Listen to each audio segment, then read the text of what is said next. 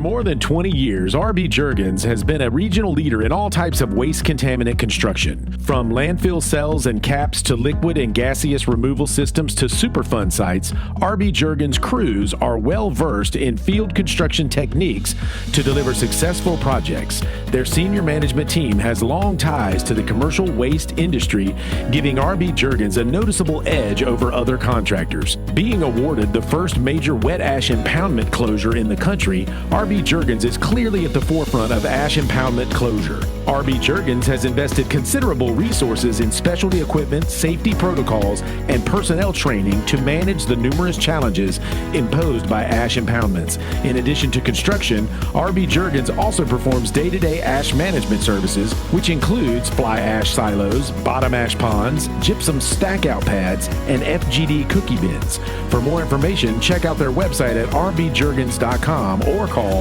937-669-9799.